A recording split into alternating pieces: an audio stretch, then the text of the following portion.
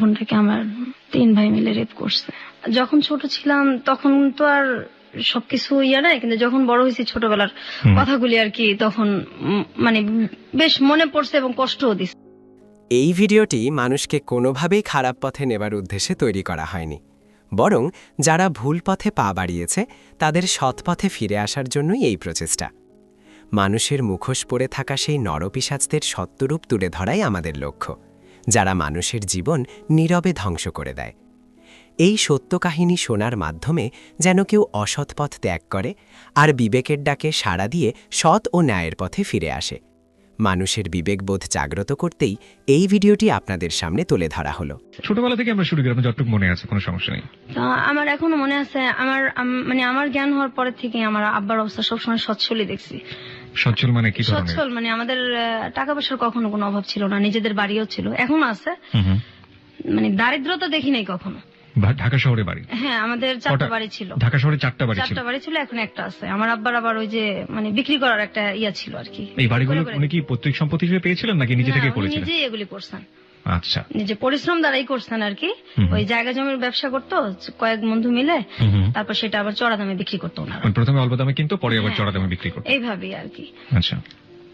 তারপর আমরা 5 ভাই 3 বোন, আমি হচ্ছি 7 নাম্বার, আমার ছোট একটা বোন আছে। আমরা 2 বোন মানে স্কুলে পড়ি একসাথে। তো আমার বোনটা তখন থেকেই আমরা পিঠাপিঠি, 1 বছরের ছোট বড়, কিন্তু আমার বোনটাকে দেখলে এটা মনে হতো না। আমার বোনটাকে আর কি বেশ বড় মনে হতো। তো ওকে বড় মনে হওয়ার পেছনে কারণটা কি? মানে ও মানে মোটা হয়ে গেছিল অনেক ছোটবেলাতে। শরীরে কোনো সমস্যা ছিল? এমনিতে অন্য কোনো সমস্যা? ওর হরমোনের সমস্যা ছিল, এটা তো তখন আমরা বুঝতাম না। আর আমার ফ্যামিলি কখনো ডাক্তারও দেখায় নাই, কিন্তু ওর সাথে আমার মানে বোঝা যেত না যে আমরা দুইজন এত মানে কাছাকাছি যে বয়স, মনে হতো অনেক ছোট বড় আর কি। ওকে বড় মনে হতো, আপনাকে ছোট মনে হতো? ওকে অনেক বড় মনে হতো। তারপর আমরা স্কুলে যাইতাম, আমার বাবা টাকার অভাব নাই, কিন্তু আমাদের কখনো ব্যাগই কিনা দেয় নাই। আমরা ব্যাগ ছাড়া বই নিতাম হাতে করে। আপনাদেরকে বই মানে কিনে দিত না? বই মানে স্কুলে তো পড়ি, প্রাইমারি স্কুলে, কিন্তু ব্যাগ যে নিব, বইটা যে নিব, ব্যাগ, সেই ব্যাগ আমাদের কিনা দেয় নাই। আমরা হাতে করে নিতাম। কারণ আপনার সব সন্তানের প্রতি কি একই রকম আচরণ করতো নাকি শুধুমাত্র আপনাদের? আমার ভাইদেরকে অন্যভাবে দেখতাম। আমার ভাইরা তো তখন অনেক বড়, কিন্তু এটা মানে শুরু এই যে বুঝি যে আর কি। আর একসাথে খাওয়াইতে গেলে সবসময় আব্বা মা ছেলেদেরকে পাশে রেখে বসায় খাওয়াইতো। আমরা বসলে আমাদের 2 বোনকে উঠাই দিত। কেন? আপনারা কখনো জিজ্ঞেস করতেন না যে কেন? হ্যাঁ, জিজ্ঞেস করতাম। কি বলতো? কোনো কিছু বলতো না, যে হিংসা করো কেন আমার ছেলেদের সাথে, এটা বলতো মাঝে মাঝে। তারপরে দেখতাম আমরা। আপনার ভাইরা কোনো প্রতিবাদ করতো না যে না ওখানে বসে থাকো? কখনোই না, এটা তো মানে বাবা মার মতোই ওনারা। তারপর মানুষ টিফিন নিত, আমরা সেই সকালবেলা 2টা বোন যাইতাম। আমাদের আর্থিক অবস্থা ভালো হতো যে আমাদের টিফিন দেওয়া হতো না। আমার ছোট বোনটা ক্লাসরুমে কাঁদতো, আর স্কুলের মাঠে একটা আম গাছ ছিল, খিদে লাগতো খুব, তো আমি গিয়ে সেই মাঠের মধ্যে বসে বসে কাঁদতাম। সবাই খাইতেছে, আমরা 2 বোন খাইতে পারতেছি না, অথচ আমরা কখনো অভাব দেখি নাই। তো আপনারা কি কখনো প্রতিবাদ করতেন না? কারণ ওই সময়টা তো আসলে এতটা ইমোশনাল। আপনারা যখন বলছেন যে খুবই ছোটবেলায়, তো বাসায় এসে অনেক ঝগড়াঝাটি করতেন না যে কেন টিফিন দাও না বা কি অবস্থা? আমরা তো ভয় পেতাম, আমরা বলতে পারতাম না। ভয় পেতেন কেন? আমাদেরকে মারধর করতেন? ভয় পেতাম, হ্যাঁ, ছোটবেলা থেকে আমরা খুব টর্চারে বড় হয়েছি, তো তখন তো আমরা অনেক ছোট। আমার বোনটাকে যেখানে ভর্তি করার কথা আপনার 1-এ, কি তখন তো বেবি ছিল, প্রাইমারি স্কুল ছিল, সেখানে ওরে ভর্তি করা হয়েছে 2-তে, বড় দেখে, কিন্তু ও যে পারবে কিনা এটা কখনো দেখে নাই। ওকে ভর্তি করে দিল, বাস দিল, একদম ধাম করে ক্লাস দিল। তারপর আমরা একসাথে যাইতাম আসতাম। এই যে বৃষ্টি হইতো, তবু আমাদের কোনো ব্যাগ ছিল না, আমরা 2 বোন ফ্রকের নিচে করে বই আনতাম। আমাদের বই ভিজা যেত, আমরা সে বইটা গ্যাসের চুলায় বসে বসে 2 বোন শুকাইতাম। আমাদের ওই বই ছিল কি হইলো এটা দেখার মতো কেউ ছিল না। আমার বড় বোন ছিল, সেও কখনো আমাদের কেয়ার করে নাই। আর যদি গরিব মানুষদের সাথে খেলতাম, যারা আমাদের চাইতে একটু ছিল, তখনও মার খেতাম, অনেক মার খেতাম। আমাদের সবার সাথে। আপনাদের ভাইদের ক্ষেত্রেও কি একই রকম কিছু? হ্যাঁ, আমার ভাইরাই মারতো, আর ভাইদেরকে ওইভাবে দেখতো না। আপনার ভাইয়ের সাথে আপনার বয়সের ডিফারেন্সটা সেই সময় কতটুকু ছিল বা এখনো? আমার একটা ভাই আছে, সেটা হলো আমার বোধহয় 3 বছরের বড়, আর এরপর তো সবই বড়, অনেক বড়। কত বছরের ডিফারেন্স? যেমন আমি যদি মনে করেন আমি 1-এ পড়ি, তখন তারা 7-এ, হুম হুম 6-এ পড়ে, এরকম। হুম হুম। আচ্ছা, যাই আমরা আরো সামনের দিকে, গল্পের সামনের দিকে যাই। তো যখন এই মারধরগুলো করতো, আপনারা বাবা কিংবা মাকে নিশ্চয়ই বলতেন। ওনাদের সামনেই মারতো, সামনে তো একসাথেই তো, সামনেই মারতো, কখনো কিছু বলতো না। মারার জন্য কোনো কারণ? না না, এই যে খেলতেছি গরিবদের সাথে মারতেছে। হুম হুম। বা এই সারাক্ষণ তো মানে এটা করো ওইটা করো, আমাদের 2 সেকেন্ডের জন্য 2টা বোনরে আমাদের মানে বসতে দিত না, হুম হুম। সারাক্ষণ এটা করো। আর সুযোগ পেলে আমার ঘাট টিপে দাও, পা টিপে দাও, হাত টিপে দাও, এগুলি চলতো। ভাই বলতো যে আমার ভাই ঘাট টিপে বলতো, দাও? হ্যাঁ। আচ্ছা, এটা কি স্পেসিফিকলি কোনো ভাই বলতো নাকি সবাই এরকম? বিশেষ করে ওই একজনই বলতো আর কি বেশি, তারপর সবাই ভাবেই ডাকতো আর কি। হুম হুম। এটা একটা উসিলা ছিল, আর একজন সারাক্ষণই এটা করতো। তারপর আমি যখন ক্লাস 2-তে পড়ি, আমি খেলতে যেতাম, কিন্তু আমার বোনটা যেত না। ওর উপরটা যে তখন মানে কি গেছে, ও তো আমার চাইতে একটু ছোট। আমি 3-তে উঠছি, 2-তে না, 3-তে উঠছি। তা আমার বোনটাকে আমি কখনো খেলতে নিতে পারতাম না। আমি কেন নিতে পারতেন না? আমি মানে ও যাইতো না, আর খুব কথা কম বলতো, অনেক কথা কম বলতো। এমনি চুপচাপ, কিন্তু হঠাৎ করে খুব চুপচাপ হয়ে গেছে। আমরা 2টা বোন একসাথে শুই, একসাথে বড় হয়েছি আমরা, কিন্তু ওই সময়টা আমার মনে পড়ে এখনো যে ওরে আমি বাইরে হঠাৎ করে নিতে পারতাম না। আপনার ভাই বোনকে একই সাথে খেলাধুলা করেছেন কখনো? না না, আমি আর আমার এই ছোট বোনটা একসাথেই থাকতাম, একসাথেই খেলতাম আমরা দুজন, তো পিঠাপিঠি। তারপর আমি খেলতে যাইতাম, আমার বোনটা দূরে থেকে দেখতো, কিন্তু ও যাইতো না, ওরে আমি নিতে পারতাম না, জিজ্ঞাসা করলে কিছু বলতো না। পরে এক সময় আমি বুঝতে পারি আমার বোনটাকে আমার 3 ভাই মিলে রেপ করছে। ওকে, আপনি এটা বুঝলেন, আপনি মানে কখন কিভাবে আপনি এটা বুঝলেন, এবং কত বছর বয়স তখন আপনার? আমি তখন ক্লাস 3-তে পড়ি, 4-এ পড়ি। তখন তো কোনো মেয়ের একটা রেপ সম্পর্কে আইডিয়া থাকা উচিত না, বা জানেই না ব্যাপারটা। আপনি তো পরবর্তীতে বড় হয়ে এটা জিনিসটাকে হ্যাঁ, বড় মূল্যায়ন হয়ে তো করেছেন, জিনিসটা আমি জানতাম। কিন্তু আপনি তখন কি দেখলেন আসলে? আমার বোন চুপচাপ হয়ে গেছে, আর শুধু বলতো যে আমার ওই জায়গাটা ব্যথা করে, এটাও আমার শরীরের একটা, আচ্ছা ঠিক আছে। আমার এই জায়গাটা ব্যথা করে। তো আমি তো এই জিনিসটা বুঝতাম না, তো বড় হওয়ার পরে বুঝতে পারছি। তো আপনি তাকে জিজ্ঞেস করেছিলেন যে কে এই কাজটা করেছে? হ্যাঁ, ও এটা আমাকে বলছে। আপনি তখন কি করলেন এটা জানার পর? এটা জানার পর আমি আমার বড় বোনকে বলছি। বড় বোন কি বলল? বিশ্বাস করে নাই, কোনো পাত্তা দেয় নাই কেউ ফ্যামিলিতে। এবং পরবর্তীতে এগুলির শিকার আমিও হয়েছি। এইভাবে আমার বোনটা যখন ওর 10 বছর, এর মধ্যে ও বেশ কয়েকবার রেপের শিকার হয়েছে আমার ভাইদের। এটা ও কি করতো এই ধরনের ঘটনা ঘটার পরে? আপনি আপনার পরিবারকে বলেননি, আপনি বড় বোনকে বলার পরে আপনি আপনার বাবা মাকে বলেননি?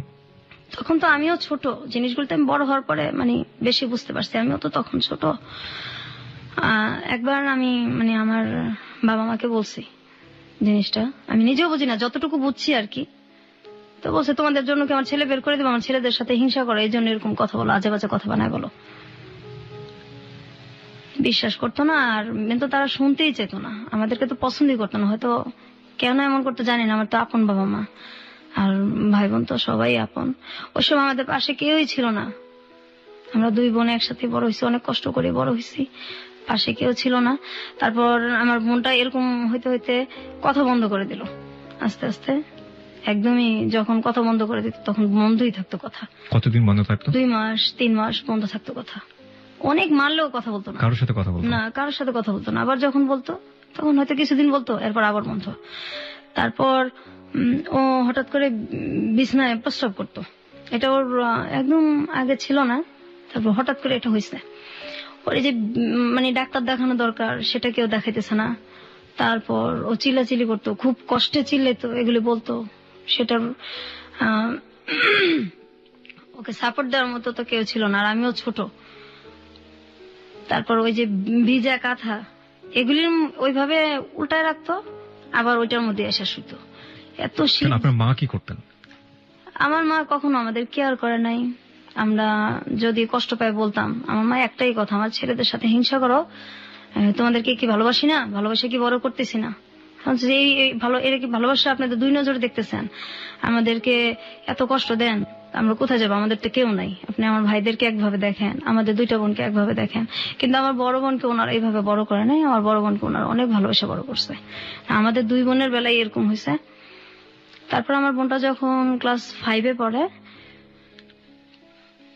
5-এ পড়ার পরে একদমই বিছানায়, প্যারালাইজ না, কিন্তু বিছানার মধ্যে গোসলও করতে পারে না, হাঁটতেও পারে না, নিজে হাতে খাইতেও পারে না।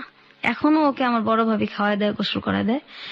আর তখন আমার বড় ভাবিটা তখন এরকম ছিল না, পরে আস্তে আস্তে মানে আমার মায়ের চাইতে বেশি ভালোবাসে। আমরা মেন ট্রিটমেন্টে যায়নি যে সময়টা এরকম হলো? না, আপনার পরিবার ট্রিটমেন্টে যায়নি? না, কখনোই না, কোনো ধরনের ট্রিটমেন্ট করে না, কখনোই করে নাই। তো ও তো অসুস্থ হয়ে পড়লো 93 সালে। This track was downloaded from FusionBD.com. 93 সালে একদমই বিছানায় পড়ে গেল। তখন ওর বয়স কত? তখন ওর মনে হয় কত হবে, 93 ও ক্লাস 5-এ পড়ে। আচ্ছা, বয়সটা ওটাই কি ও শেষ পড়া ছিল? পরের পড়াশোনা করতে না, হয়? এরপর তো একদম বিছনায়। আচ্ছা, একদম নিজে খাইতে পারে না, নিজে গোসল করতে পারে না, বিছানা থেকে ওরে ধইরা উঠাইতে হয়। কিন্তু ওর ভিতরে তো এই কষ্টগুলির কারণে ও আর কি এরকম হয়ে গেছে। তার মধ্যে ওর প্রচন্ড মোটা হয়ে গেছে। তো একবার ডাক্তার দেখানো হয়েছে, ডাক্তার বলছে ওর মানে ওর শরীরে হরমোন অনেক বেশি। আর যেটা হলো যে ওর খুব মাথা ব্যথা করতো। ওর যখন মানে কান্নাকাটি করতো, তখন আমার বাবা মার কাছে আসতো না, কিন্তু আমাদের পাশের পাশের সব মানুষ চলে আসতো। এত রাত্রে এইভাবে কে কাঁদে?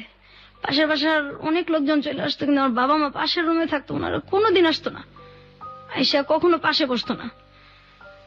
কোন সময়ই আমাদেরকে মানে অসুখ হইলে আমার বাবা মা কখনোই কাছে আসেনি, কিন্তু আমার ভাইদের যদি অসুখ হইতো তারা পাশে যাইতো, ফল নিয়ে বসে বসে খাওয়াইতো।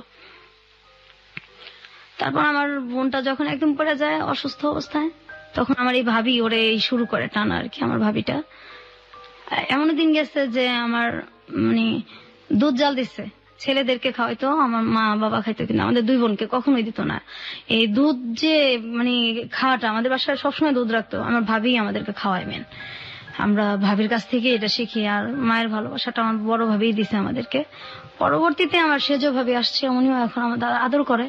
কিন্তু আমার বোনটা এখন অসুস্থ। আমার বাবা আমার বোনটার কখন এই চিকিৎসার কথা বলে খুব রাগারাগি করে। একবার কিভাবে যেন অনেক ঝগড়ার পর আমার বোনটাকে ডাক্তার দেখানো হয়েছে। তো ওই যে ডাক্তার উনি বললো যে হরমোন বেশি, এটা ট্রিটমেন্ট আমি করব। আর ওর সিটি স্ক্যান করা হয়েছে, ওর মাথায় কোনো সমস্যা নাই। ওর মেন হলো তোমার মানসিক ডাক্তার দেখাতে হবে। এটা দেখাইলে তারপর ধীরে ধীরে যদি ঠিক হয়, এর মধ্যে এছাড়া ওর কোনো আর ইয়া নাই। তো চিকিৎসাটা মনে হয় 2-3 বছর চলছে। তারপর আমার এক ভাই বলছে, না ওকে পাগল নাকি, ওর মানসিক ডাক্তার দেখানো লাগবে। তারপর এই কথা বলার পর ওর চিকিৎসা বন্ধ হয়ে গেছে। আমার আব্বা ওকে আর কোনোদিন ডাক্তার দেখায় নাই।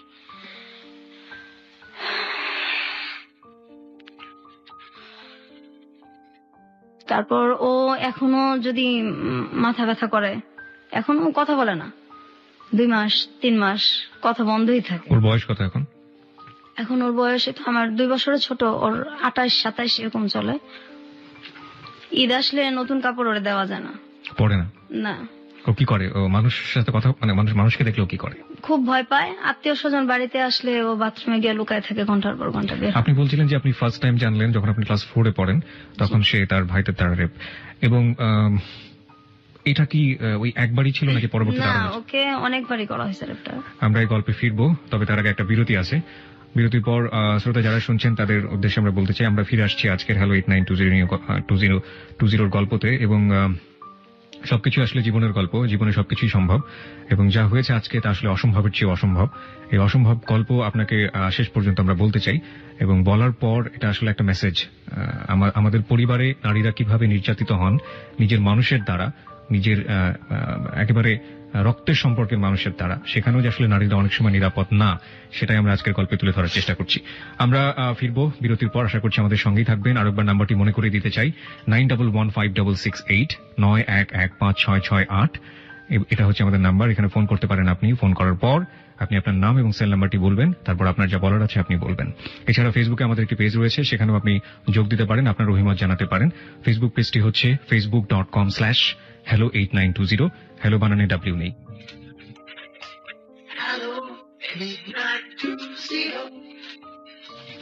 সংবাদের আগে আমরা ছোট করে আবারও ফিরেছি এবং একটু পরেই সংবাদ রয়েছে। আমার মনে হয় যে আপনি বোধহয় একটু নার্ভাস ফিল করছেন বিথি। আসলে কি একটু নার্ভাস? শরীরটাও আপনার তেমন একটা ভালো না, আপনি বোধহয় একটু নার্ভাস ফিল করছেন। নার্ভাস ফিল করার আসলে কিছু নেই। আমরা মনে করি সবচাইতে জীবনে ঘটে যাওয়া ঘটনাগুলো, আপনি আজকে বয়স যদি আমি ভুল করে না থাকি, যেহেতু আপনার বোনের চেয়ে 2 বছরের বড়, 30-এর কাছাকাছি আপনার বয়স, 30 বছর ধরে আপনি যে কষ্টটা বয়ে চলেছেন এবং সেই কষ্টগুলো আজকে আপনি আমাদের এবিসি লাখো শ্রোতার কাছে ভাগাভাগি করতে এসেছেন। নিশ্চয়ই আপনার একটি উদ্দেশ্য আছে, সেটা আমরা অনুষ্ঠানের শেষের দিকে জানবো। এবং এই যে এত কষ্ট করে বুকের মধ্যে লালন করে চলেছেন, এবং এমন কষ্ট যেটা আসলে কার কাছে কি আপনি আপিল করবেন, কার বিরুদ্ধে আপনি আপিল করবেন? আপনার অনুভূতিগুলো কি ঠিক এরকম না যে ভাইয়েদের কাছ থেকে, আপনি আপনার বোনের কথা বলছিলেন, আপনার নিজের ক্ষেত্রেও কি এরকম ঘটেছে? অবশ্যই। একই বয়সে আপনার ক্ষেত্রে এরকম ঘটেছে? হ্যাঁ, আমার একই বয়স হয়েছে, আবার আমার পরেও হয়েছে, কিন্তু পরে ওর হয় নাই আর কি। তো আমি যখন 2তে পড়ি, তখন আমার ভাই একটা আমাকে ডাক দিয়ে বলতেছে যে এই ঘরে আসো, ওই 1 গ্লাস পানি দিয়ে যাও। আমি ছোটবেলা থেকেই খুব ভয় পেতাম। কোন ভাই আপনার? এটা আমার সেজো ভাই। একজনই? একজন আর কি। ডাক দিতেছে, তো আমি গেছি পানি নিতে। তারপর এটা তো আসলে তখন বুঝি নাই, বড় হয়ে বুঝতে পারছি। তখন আপনি ক্লাস 2তে পড়েন? 2তে পড়ি। তারপর আমি পানি দিতে যাওয়ার পর আমার ভাই আর কি দরজা আটকায় দেয়, জানলা আটকায় দেয়, আমার মুখ চাপা ধরে, এবং তার ধারে আমি রেপ হই আর কি। তো এটা আমি বাসায় জানাইছি, ওই সেম কথাই। কোনো ব্যবস্থা নেওয়া হতো না? না, এটা ছেলেদেরকে জিজ্ঞাসা করা হতো না, ওটা আমাদেরই ধমকানো হতো। আপনার ভাইয়ের বয়স তখন কত ছিল? আমার ভাইটা একদম যদি কমও হয় 7-8 তো পড়ে। আচ্ছা, 7-6। মানসিক ভাবে অসুস্থ ছিল কি আপনার? না, কখনোই না, ওরকম কোনো সিমটমই তাদের নাই। এমনি পাড়ার লোকজন, আপনারা যে পাড়ায় বসবাস করতেন, তারা আপনার ভাইদেরকে কিভাবে চিনতো, মানে কেমন মানুষ হিসেবে চিনতো? আসলে আমাদেরকে তো বাইরে কম যাইতে দিত, খেলতেও কম দিত। আপনাদের 2 বোনকেই? হ্যাঁ, খেলতেও কম দিত, বাইরে যাইতে দিত কম। তারপর আমি যখন এরকম হয়েছি, হওয়ার পরে আমি কিছুদিন স্কুল যেতে পারি নাই। তো আমি খুব কান্নাকাটি করতেছি, মানে আমি কি বলবো, কাকে বলবো? তা আমি বাসাতে বলছি, এই কথা শুনছি, স্কুল যাইতে পারি নাই। এই যে যাই নাই, এর জন্য অনেক মারধর করা হয়েছে আমার। আমি স্কুল কেন যাই নাই? আমাদের যদি একটু খারাপ লাগতো, আমরা স্কুল বন্ধ দিতে পারতাম না। তারপর আমার বোন যদি পড়তে না চাইতো, যে একদিন খারাপ লাগতেছে, পড়তে পারতেছে না, ওরে মানে ফ্ল্যাটের ওই মাথা থেকে একদম এই মাথা পর্যন্ত আমাদের মানে পড়ার ঘরটা চুলে টাইনা টাইনা তারপর হেঁচড়ে নিয়ে আসা হয়েছে। কে করতো এটা?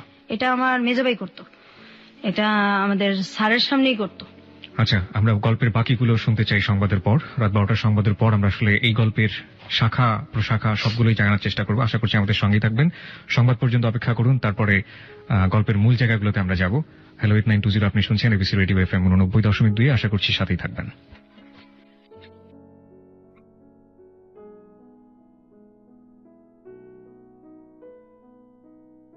এই গানে বন্ধু শারমিনের সাথে লা ক্লাসিকে প্রতি সোমবার দুপুর 12টার খবরের পর শুধুই এবিসি রেডিওতে।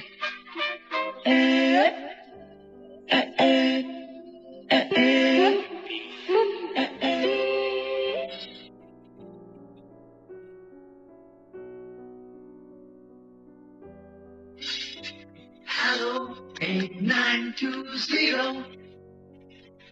Hello 8920. আর একবার স্বাগত হ্যালো 8920-তে। সংবাদের পর আমরা ফিরে এসেছি আমাদের অতিথি নিয়ে। আজকে আমাদের সঙ্গে আছেন বিথি। তার ছদ্মনাম বলবো আমরা আসলে গল্পের প্রয়োজনে ব্যবহার করছি, তিনি তার নিজের নামটাকে গোপন করেছেন। এবং আমরা আরো একবার বলে নিতে চাই, আজকের এই গল্পটি একটি বাস্তব গল্প, জীবনে ঘটে যাওয়া গল্প। এবং আমরা মনে করি যে কোনো সমস্যাই সেটা সমস্যাই থেকে যায় যদি সেটা গোপন রাখা হয়। এবং আসলে আমি বিথিকে শেষের দিকে জানতে চাইবো যে আসলে 30 বছর ধরে যে দুঃখটা আপনি গোপন করে রেখেছেন, সেটা আপনি কেন আজকে আমাদের সাথে শেয়ার করতে আসলেন? এবং শেয়ার করলে যেটা সমাধান হয়ে যাবে ঠিক তা না, তারপরেও তিনি আমাদের কাছে এসেছেন, কারণ আমরা বিশ্বাস করি হ্যালো 8920 হচ্ছে মন খুলে কথা বলার প্ল্যাটফর্ম। জীবনের যে কোনো গল্প সেখানে বলা যেতে পারে। বিথি, আমরা সংবাদের বিরতিতে যাওয়ার আগে আপনার কাছ থেকে জানছিলাম যে কিভাবে আপনারা ফ্যামিলিতে অ্যাবিউজ হয়েছেন এবং আপনার ভাইরা যেটা করেছে এবং আপনার বাবা মা সেখানে কোনো ধরনের কোনো ভূমিকাই নেয়নি। আপনি আপনার জি। বোনের কথা বলছিলেন, আপনার জি, বোন। জি। তা আমার বোন তো এই যে এরকম হলো, তারপর আমার বাবা মা তো কোনো কেয়ারই নাই, হুম হুম, অসুস্থ হয়ে পড়লো।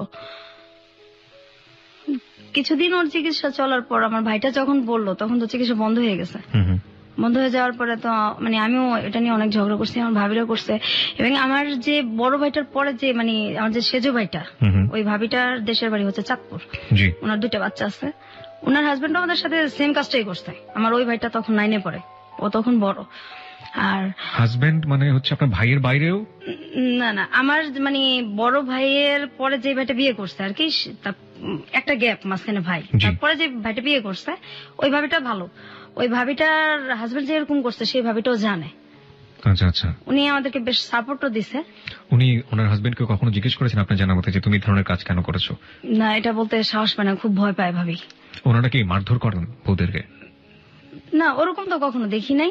আর এমনি খুব ভালোবাসে, ভাবির সাথে কখনো খুব একটা লাগালাগি হয় না, বাচ্চাদের নিয়েই হয় আর কি। আচ্ছা। মাঝে মাঝে ওর নিজের বাচ্চার সাথে 2টা ছেলে যে আছে, ওই আমাদের সাথে যেরকম মানে টর্চারটা করতো, যে হাসি খুশি থাকাটা বোধহয় দেখতেই পারে না। কি ধরনের টর্চার করতো? গায়ে হাত তো তুলতো, এছাড়া কি ধরনের টর্চার করতো? তো আমার ধরেন আমি ওই যে স্কুলে যাব হুম, ছোটবেলা, আমি আমার বোনের ইয়েটা আগে শেষ করি। জি। আমার বোনটা তো অসুস্থ হয়ে গেল, তারপর চিকিৎসা বন্ধ, ওর মাথা ব্যথার জন্য আশেপাশে মানুষ চলে আসতো, কিন্তু বাবা মা তো কখনোই আসতোই না। আর আমার ভাইরা ওর চিকিৎসা বন্ধ, যে ও কি পাগল নাকি, ওর তুমি মানসিক ডাক্তার দেখাবা।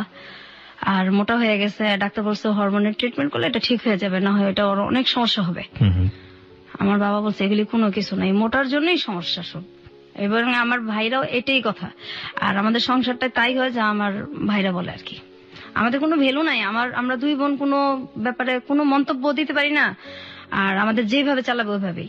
আমার বাবা টাকা নাই, কিন্তু আমার 2 বোনের যে কাপড় চোপড় গায়ের এটা কখনো মানে দিত না, কাপড়েও আমাদের খুব কষ্ট দিত। আর আমাদের কোথাও যে চিড়াখানা বা বাচ্চাদের যে ঘোরার যে জায়গাগুলি, হুম হুম, ঈদ আসতো বা এমনিতে আমাদের কোথাও কেউ নিয়ে যায় নাই কোনোদিন, আমার আব্বাও না। আমরা এগুলি ছোটবেলা দেখি নাই চোখে, কখনোই না, ঢাকা থেকে এগুলি আমরা কখনোই দেখি নাই। তারপর কাপড় চোপড় যদি কোথাও যাইতে হতো, আমার এখনো মনে আছে, আমরা একটা জায়গায় যাব, তো আমাদের কোনো কাপড় নেই, আমাদের পাশের বাসার একটা মেয়ের কাছে গিয়ে আমার জামা চায় নিয়ে আসতে হয়েছে। অথচ আমার আব্বার কিন্তু টাকা আছে, কিন্তু কাপড় চোপড় এত কষ্ট দিত যে মানুষের কাছে গিয়ে আমাদের টাকা চায়, কাপড় চায় নিয়ে আসতে হইতো। অসুখ হলে ডাক্তারও দেখাইতো না। আমাদের ছোটবেলাও টাইফয়েড হয়েছে, পরে ডেঙ্গু জ্বরও হয়েছে, আমার ডাক্তার আমার আব্বা দেখেন, আমার গলার চেন বিক্রি করে আমার চিকিৎসা করা লাগছে। আমার ছোট বোনেরও সেম অবস্থায়, ওর মাঝে মাঝে পা ফুলে যায়, একদম পা ফুলে, গাল টাল ফুলে যায়, খুব কান্নাকাটি করে। আমার আব্বার কোনো খারাপই লাগে না। আর আমার আব্বার কিন্তু একটু বাইরের মহিলাদের প্রতিও আছে, দুর্বলতা আছে, আসা যাওয়াও আছে। আমরা যখন খুব ছোট, আমার মা আর আব্বা দুজনেই কিন্তু মানে মরিদ হয়েছিল। আমাদের বাসায় গান হইতো, পীরের মরিদ গান বাজনা হইতো, আমরা ওটা পছন্দ করতাম না। তখন খুব আমার মা মানে কোনো কিছু নিয়ে যদি রিয়াক্ট করতাম খুব গালাগালি করতো, আব্বাও সেম, আর ভাইরা তো আছেই। আমাদের বাসায় অনেক লোকজন আসা যাওয়া করতো, এটা আমরা কখনোই পছন্দ করতাম না।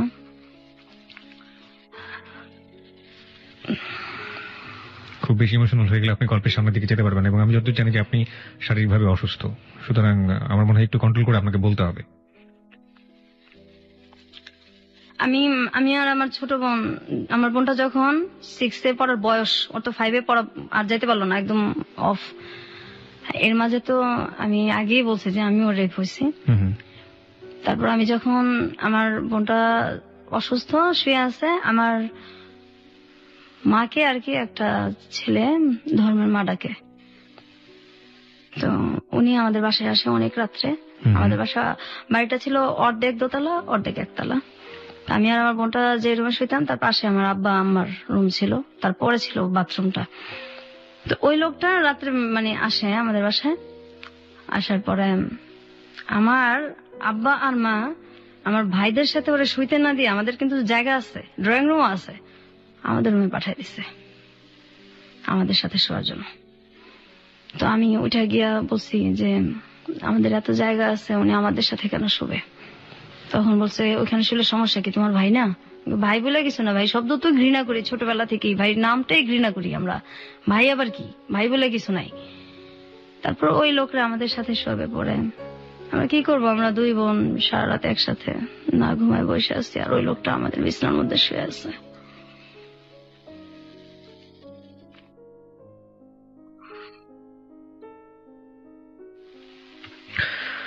ওকে, আমরা আর একটু সামনের দিকে যাই। তারপর আমি কিবরিয়া ভাই যখন মানে ঘুমায় থাকতাম, আমরা আমরা দুই বোন মানে এখনো দিনের বেলা ঘুমাই না, কখনো দিনে ঘুমাই না। ওই পায়ের শব্দ মনে হয় যে এখনো কানে বাজে। যখন ঘুমায় থাকতাম আমার ভাইরা ঘুমন্ত অবস্থায় এসে গায়ে হাত দিত। আমার ওই ভাইটা তখন 9, 10 পড়ে, আমি তখন ক্লাস 6 কি 5 পড়ি। ঘুমন্ত অবস্থায় এসে গায়ে হাত দিত, চিল্লাচিল্লি করতাম, কান্নাকাটি করতাম। পাশে আমার মা আছে, আমার আব্বাও আছে, মনে হয় যে শুনেই নাই, কিছুই শুনে নাই। ভয়ে কখনো শুইতামই না, মানে রাতটা।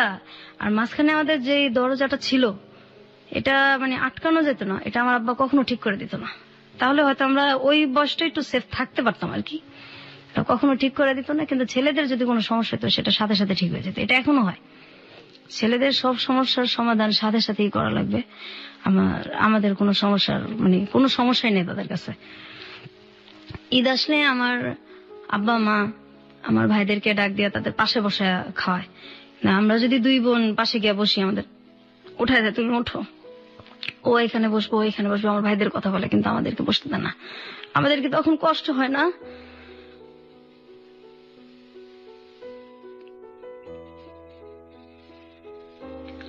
আমি সবসময় বলতাম যে আমরা কি মানে আপনাদের সন্তান না? আর আমরা দুই বোন খুব মানে তখন থেকেই কল্পনা প্রবণ হয়ে পড়ি যে কত মানুষ যায় রাস্তা দিয়া, যদি ওই লোকটা এসে বলতো যে আমি তোমাদের বাবা, তোমাদের রাস্তায় ফালাই গেছি, তো তোমরা হারাই গেছিলা, ওরা তোমাদের পাইছে। আমরা সবসময় এই জিনিসটা ভাবতাম, যদি কেউ এরকম আসতো।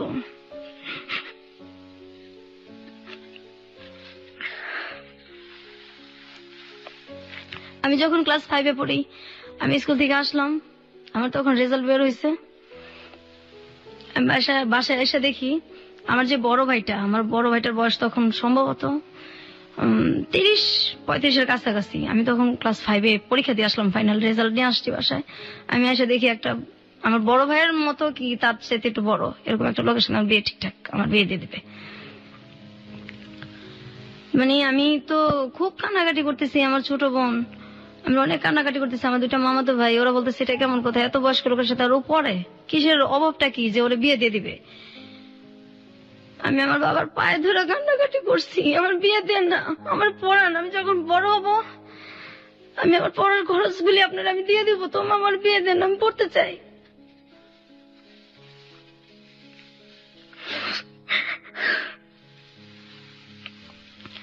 আমার ছোট বোনরা বলতো আমার তো চিকিৎসা করেন না, ওরে পড়ান, ওরে দেখেন। আমার ভাবিরাও বলতো, আমার বড় ভাবিটাও বলতো। আমার আব্বা মা কারো কথা শুনতো না। তারপর ওই বিয়েটা আমার মামাতো ভাই, আমি, আমার ছোট বোন, আমরা মিলা এটারে মানে ওই লোকটাকে বাড়ি থেকে তাড়াই আর কি, অনেক অপমান করে যতটুকু ওই বয়সে কুলাইছে। আর এই জন্য আমার যে ভাইটা বেশি টর্চার আমাদেরকে করছে, ওই ভাইটা আমাদেরকে অনেক মারছে ওদিন রাত্রে। আমরা আমি স্কুলেও 4-5 দিন যাইতে পারি নাই, আমার এত জ্বর আসছে। কেন আমি এটা কেন করলাম, বিয়ে দিলে দিবে, আমি এটা বলার কে?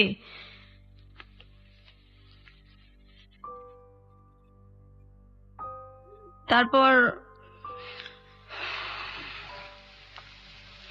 আমার ছোট বোনটার জন্য খুব খারাপ লাগতো, ওর কাপড় চোপড় তো কখনো পড়তে চেত না, আর তখন থেকে আত্মহত্যার খুব চেষ্টা করতো। আমি গাছ লাগানোর খুব শখ ছিল আমার, ওই এন্ডিল গ্রাম থেকে নিয়ে আসছি, ধান খেতে দেয়, সেটাও মুখে নিছি, মরে যাবো। এই আপনার বোন আত্মহত্যার চেষ্টা করেছে, এটা আপনি কিভাবে জানলেন? হ্যাঁ, একদিন ওই ইঁদুরের বিষ আনা হয়েছে আমাদের বাসায়, তো সেটা পাওয়া যাইতেছে না। তারপর ওর ড্রয়ারে গিয়ে আমরা ওটা দেখছি, আর পরে দেখছি যে ও বিছনার মধ্যে একদম কেমন করতেছে, মানে খাওয়ার ও বেশ একটা চেষ্টাই করছে, খাইতে পারে না, ওইটা আমরা ফালাই দিছি। আরেকদিন ফ্যানের সাথে চেষ্টা করতেছে, দরজা আটকায় ওনা টোনা বাইন্ধে ফেলছে। তারপর দরজা জোরে আমার বড় ভাবি, ভাস্তি সবাই মিলে আর কি ভাঙ্গা হয়েছে। তারপর ওর আত্মহত্যা করতে পারে না সেদিন। এখন ওই চেষ্টাটার মধ্যে আছে। ওকে এখন পুরোপুরি মানসিক রোগী? একদম মানসিক রোগী। ও মানুষ দেখলে ভয় পায়। কি করে ও মানুষ দেখলে? এই যে বাথরুমে ঢুকে যায়, তারপর এত গরম, এই গরমের মধ্যে কাঁথা মোড়া দিয়ে শুয়ে থাকে। এখনো গরমের মধ্যে কাঁথা মোড়া দিয়ে শুয়ে থাকবে, কার সাথে কথা বলবে না। ঈদ আসলে তো জামা সে পরবেই না, নতুন কাপড় সে পরবে না। তারপর ঘরের যে একটা আসবাবপত্র চেঞ্জ, এটা সে সহ্য করতে পারে না। আর ভাইদের সামনে যায় কখনো? কিসের? আপনার ভাইদের সামনে কখনো যায় বা ভাইরাও? এক বাড়িতেই তো, সামনে পরেই আর কি। কোনো মানে উদ্ভট আচরণ করে? কথা হয় না, খুব একটা কথা হয় না। আর তো সহ্য করতে পারে না। আর মানে রিয়েক্ট তো এখন আর হয় না। করে কি করবে, কোথায় যাবে?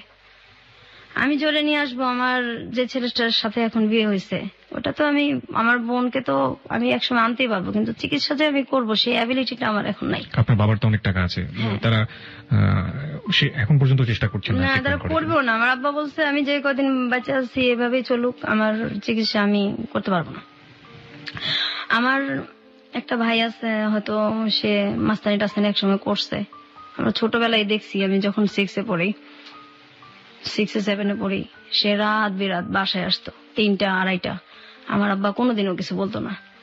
তো ওই দরজাটা গেটটা আমার খুলতে হইতো বেশিরভাগই।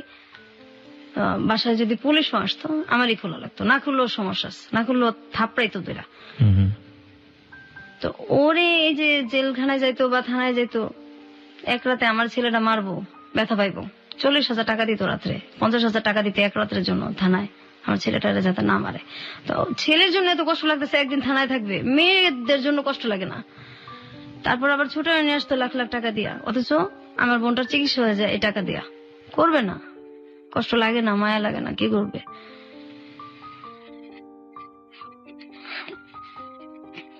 আমার মাও এরকমই ছিল। মা বাবা দুইজনই ছেলেদের প্রতি দুর্বল। আপনি সর্বশেষ এই দুর্ঘটনার শিকার হয়েছেন কত বছর বয়সে? তখন ক্লাস 8-এ পড়ি। ক্লাস 8 পর্যন্ত আপনাকে এই দুর্ঘটনা সহ্য করতে হয়েছে? আপনার মা তখন বেঁচে ছিলেন? হ্যাঁ, আমার মা মারা গেছে যে 4 বছর হয়েছে। ক্লাস 8-এ যখন আপনার লাস্ট এই ঘটনাটা ঘটলো, আপনি আপনার মাকে বলেছিলেন? হ্যাঁ, বলছি। মা কি বলেছিল? তুমি মিথ্যা কথা বলো, সারা জীবন আমার এই ছেলে নামে এসব বদনাম করো, ওকে বেশি ভালোবাসি, সহ্য করতে পারো না, এগুলো কি বলো? তারপর আমার আব্বার ওইখানে গেছে, আমি তো কাঁদতেছি। তারপর গেছে, যাওয়ার পরে একটু পরে দেখি আমার আব্বাও খুব চিল্লাচিল্লি করতেছে। কি আমি কি 2 মেয়ের জন্য কি এসব কথা কয়? আমার 2 মেয়ের জন্য কি আমি আমার ছেলেদেরকে বাসা থেকে বাইর করে দিব নাকি? আপনার বাড়ির আশেপাশের লোকজন জানতো না এই ধরনের ঘটনাগুলো ঘটে? না। আপনার কখনো মনে হয়নি আপনি পুলিশে যাবেন, পুলিশে গিয়ে বলবেন? হ্যাঁ, এরকম মনে হইতো, কিন্তু যখন মনে হইতো যে বললাম ঠিক আছে ধরে নিল, বের হয়ে আমাকে যখন কিছু করবে, তখন আমি কোথায় যাব? আমার তো যাওয়ার জায়গা নেই, আমি যাব কোথায়? আমার বাবা মাই তো আমার নাই, তো আমি এখানে কোথায় যাব? কোনো জায়গায় তো নেই যাওয়ার। তারা মাঝে মাঝে বলতাম আমাদেরকে মাইরা ফেলেন বিষ খাওয়া। ধরেন আমি রেডি হইতেছি স্কুলে যাব, ওই সময় আমার ভাইটাকে বলতেছে, ম্যাক্সিমামে কি করতো আমাদেরকে, যেগুলো আমরা ছবিতে দেখি, ওই আমার হাত টিপা দাও, পাও টিপা দাও, মাথাটা টিপা দাও। তো যাইতাম না। আমার মাই বলতো, এই ডাক্তারছে যাস নাকে, বড় ভাইটাকে যাস নাকে, যাইতাম না। তখন রাগারাগ করতাম, কিন্তু লাভ হইতো না, মার খেতাম, অনেক ভয়ে চলে যেতাম। তারপরে একদিন এরকম হয়েছে, স্কুলে যাব, ওই সময় আমার ভাই, আমি ড্রেস পরা আর মাত্র 8 ঘন্টা আছে আমার স্কুলের সময়, তখন ডাক দিয়ে বলতেছে হাত পাত। তো আমি হাত পাইতে দাঁড়াই আছি। তারপর আমার ভাই কমলা খাইতেছে আর খুশাগুলি আমার হাতে দিতেছে। আমি তো দাঁড়াই দিছি যে দেরি হইলে ওদিকে ম্যাডামের মার খাবো স্কুলে, আর কিছু বলতেও পারতেছি না। এটা আমার মা তখন পাশেই, আমার ভাইয়ের পাশেই আমার মা খাটে বসে আছে। আমি বলতেছি আমি কি স্কুলে যাবো না? আমার হাতের মধ্যে আপনি কমলার খোসা রাখতেছেন, আমি স্কুলে যাবো, আমার স্কুলের সময় যাইতেছে গা। ঠাস ঠাস করে আমার গালের মধ্যে জ্বর দিছে। এই বড় ভাইয়ের উপরে কথা কস, তোর দাঁড়ায় থাকতে বলছি, তুই দাঁড়ায় থাকবি, এত কথা কস কি লিগা? তখন ম্যাডাম কি করবো না করবো। তারপর সেদিন রাত্রে আমার মা মাজারে গেছে, আমার বড় ভাবি তাদের রুমে শুইতো দোতলায়, আর নিচে আমরা শুইতাম। ওদিন আমার ভাইটা আমাকে ঘুমন্ত অবস্থায় ধর্ষণ করে, আর কি রেপ করে। তো এটা পরের দিন জানানো হয়েছে। ওই একই অবস্থা, কোনো রিয়াকশন নাই। কোথায় যাব? আমাদের তো কোনো যাওয়ার জায়গা নাই, সহ্য করে থাকতে হয়েছে, বাঁচতে হয়েছে। আপনার বোনের ক্ষেত্রে এই ধরনের ঘটনা, আপনার ক্ষেত্রে সর্বশেষ ঘটেছে ক্লাস 8 অবস্থায়, আপনার বোনের ক্ষেত্রেও কি না, আমার বোন যখন ওই যে 5-4 পর্যন্ত, তারপর তো একদম বিছনায় পড়ে গেল। এরপর আমরা একটু বড় হইলাম, একসাথে থাকি। আমার বড় ভাবিটাও তখন একটু হয়েছে। আমরা আবার এরকম হয়েছে যে আমরা তো নিচতলা আর দোতলা এরকম ছিল। স্কুল থেকে আসছি, কাপড় চেঞ্জ করব, তো কাপড় চেঞ্জ করতেছি, হঠাৎ দেখি যে ঘরের পিছনে কে দাঁড়ায় আছে। তো প্রথম ভাবছি হয়তো মানুষ, কিন্তু আমাদের তো এটা তো পুরো বাউন্ডারি দেওয়া, অন্য মানুষ আসবে কোথেকে। হঠাৎ করে তার মানুষ ঘরের পিছনে তাকায় না। পরে খেয়াল করে দেখি হ্যাঁ আমার ভাই। এরকম অবস্থা, তো কাপড় চেঞ্জ করাটাও সমস্যা হয়ে গেছে। আইসা স্কুল থেকে সব জানলা আটকায়, দরজা আটকায়, তারপর কাপড় চেঞ্জ করতে হইতো, অথবা বাথরুমে গিয়ে চেঞ্জ করে হইতো। আর ভয়ে তো দিনে কখনোই শুইতাম না, দিনে শুইলেও সমস্যা আছে। এই ধরেন বৃষ্টি হইতেছে অনেক একদিন, তখন আমি ক্লাস 7 পড়ি। তো বৃষ্টিতে ভিজে আসছি, আইসা খুব ক্লান্ত, ভয়ে কখনো শুই না। ওদিন কিভাবে জানি একটু ঘুমায় গেছি। হঠাৎ করে ঘুমের মধ্যে দেখি যে আমার ভাই সবসময় ঘুমের মধ্যে গায়ে হাত দিত আমাদের। তো হঠাৎ করে আমার ভাই গায়ে হাত দিছে। আমি তো ঘুমের মধ্যে চিল্লাইতেছি, সহ্য কত করব, কোথায় যাব, চিল্লাচিল্লি করতেছি। আমার মা দৌড়াইয়া রান্না করতে আসছে। কি হয়েছে বললাম, দেখেন এইভাবে বাচ্চা যায়, এগুলি কি আমাদের মাইরা ফেলেন, না হয় আমাদেরকে কিছু একটা করেন, এভাবে কিভাবে থাকবো। তো আমার আম্মা যে তরকারি নাড়ানাড়ি করে খুশ, ওটা নিয়ে আসছে আমাকে মারার জন্য। আমার ভাইটিকে তো কিচ্ছু বলেই নাই, উল্টা আমাকে আসছে মারতে।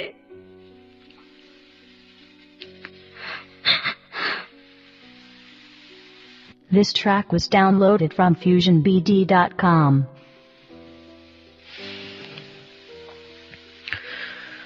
আচ্ছা, আপনার পড়াশোনা কতদূর পর্যন্ত হয়েছে? আমি ইন্টার্ন পরীক্ষা দিচ্ছি, এক সাবজেক্ট খারাপ করছি, পড়ার দেওয়া হয় নাই। আমি এ পর্যন্ত তো গেল, তারপর 9-এ উঠলাম। 9-এ ওঠার পরে আমার ওই সময় থেকে আমার আব্বা পড়ার খুব কষ্ট দিত। বই দিত না, বই দিলে খাতা দিত না। তারপর অনেকদিন ঘুরাইতো, ম্যাডাম স্যারদেরও মার খেতাম, হইতো না। আর স্যার আমি যখন ক্লাস 6-এ উঠছি তখন পর্যন্ত আমার স্যার, এরপর আর আমাদের স্যার রাখে নাই। যখন আমি 8-এ 9-এ উঠলে তো আর নিজে থেকে পড়া যায় না, অঙ্ক ইংলিশ এগুলি তো লাগেই। তো পড়া না পারলে মারি খেতাম, বাসায়ও মারি খেতাম, আর পড়া না পারলে স্যারদের কাছেও মারি খেতাম। তো যে আমার ক্লাসের যেসব মেয়েদের সাথে সম্পর্ক ছিল, ওদের ভাই ছিল, ওদের ভাই শব্দটাকেই ঘৃণা করি। যাদের ভাই ছিল ওদের বাসায় আমি কখনো যাইতাম না। আর যাদের দেখতাম ওর বাবা মা বেশি আদর করে, ওখানেও যাইতাম না, কখনোই যাইতাম না, ভালো লাগতো না যাইতে, সহ্য হইতো না। তারপর আমার তো স্যার নাই, আমি সবসময় মারি খেতাম। আমি ক্লাস 9-এ আমার অঙ্ক খারাপ হয়েছে, ওই মেয়েদের কাছ থেকে দেখে দেখে ভেবে পরীক্ষা দিছি। অঙ্ক যখন খারাপ হয়েছে তখন আমি বাসায় আসছি, যে ম্যাডাম বলছে গার্জিয়ানদের সিগনেচার নিলে উঠাই দিবে, আমার অন্য সাবজেক্ট গুলি খুব ভালো, তো আমাকে উঠাবে না, গার্জিয়ান সিগনেচার না করলে ম্যাডামও তো উঠাই দিবে না দরখাস্ত। ম্যাডাম বলছে তুমি দরখাস্ত দাও, উঠাই দেবো। তো 5-6 দিন হয়ে গেছে। তারপর ম্যাডাম আমাকে বলতেছে যে সবাই হয়ে গেছে, ভর্তি হয়ে যেতেছে, তো তোমার তো সব মার্ক ভালো, শুধু এটার জন্য তুমি আনলো না তোমার গার্জিয়ানের সিগনেচার দিয়া দরখাস্তটা। পরে বলছি ম্যাডাম আমাকে তো আমার বাসা থেকে বলা হয়েছে যে আমাকে ওঠাবে না, আমাকে এই ক্লাসে রাখবে। তখন ম্যাডাম বলছে কেন, তোমার সবগুলি ভালো, আমি যেখানে ক্লাস টিচার হয়ে বলতেছি সেখানে তোমার গার্জিয়ান কি, তো দাও আমি সিগনেচার হয়ে তোমার গার্জিয়ান হয়ে আমি তোমাকে উঠাই দেবো। তারপর ম্যাডাম, আমি তো আর বুঝতে পারি না, আমি খুব খুশি হই আর কি, ম্যাডামের সিগনেচার দিয়া তারপর আমাকে উঠাই দেওয়া হয়। তো আমি পরের দিন এসে আমার আব্বাকে বলি আর কি যে আমার নতুন বইটি লাগবে, আমার উঠাই দিছে ম্যাডাম। এই কথাটা শোনার পর আমার যে বেটা বেশি টর্চার করছে আমাদের, ও এসে ঠাস ঠাস করে আমার গালের মধ্যে চড় দিছে, এত পণ্ডিত কেন, আমি উঠাবো না, ম্যাডাম তোরে বলবো কেন, আর ম্যাডাম বললে তুই উঠাবে কেন, তুই কস নাই আমার কথা। হ্যাঁ বলছি তো, আমি উঠবো না কেন, আমার তো সবগুলিতে রেজাল্ট ভালো। আমাকে কিবরিয়া ভাই এত মারছে, আমি মনে 10-12 দিন আমার জ্বর ছিল। আমার আব্বা কিচ্ছু বলে নাই, মাও কিচ্ছু বলে নাই, আর বলার তার কেউ নাই। তারপর তো স্কুলে গেছি আসছি, তো ওই এক সাবজেক্ট আমার সবসময় খারাপ হতো। আমি যখন পরীক্ষা দিব তখন 99 সাল, আমার সাথে সবাই পরীক্ষা দিতেছে, আমাকে দেওয়া হবে না পরীক্ষা, যে এটারে পরীক্ষা দেওয়া না, এটা 1 বছর ঠিকই রাখবো, এটা পরীক্ষা দেওয়া না। আমি অনেক কান্নাকাটি করছি, পরীক্ষা দেওয়া না। তখন 2000 সালে আমার যেটা বড়, ও বলতেছে না পরীক্ষা না দেওয়ালে কিভাবে হইব, সবাই দিতেছে। ও বলতেছে যে এখন তো সময় নাই, ওটা মানে রেজিস্ট্রেশন হয়ে গেছে। তো ও আমার দেখেন যেভাবেই হোক আমি পরীক্ষা দেবো, আমি পড়বো। তারপর আমার তো ম্যাট্রিকের সব বই আছে, আমি পড়তেছি। হঠাৎ করে যখন ওই রেজিস্ট্রেশন মানে আমার করতে হবে, তখন আমি গেছি। যার পর আমি গিয়া দেখি যে এটা একটা মাদ্রাসা। কারণ আমি তো আরবি কিছু পারি না, তা আমি বলছি আপনি ঠিক করলেন এসএসসি, আর এখানে তো দেখি আমি মাদ্রাসা, এখন আমি কিভাবে পরীক্ষা দিব? না এইভাবেই দিতে হবে। আমি এইভাবে কিভাবে দিব, আমি তো ফেলই করবো, আমি এগুলি কিছুই পারি না, আমি কিভাবে দিব? তারপরও আমি যে যদি না দেই আমাকে তার দেওয়া হবে না, আমি সাহস করে আমি পরীক্ষা দিছি।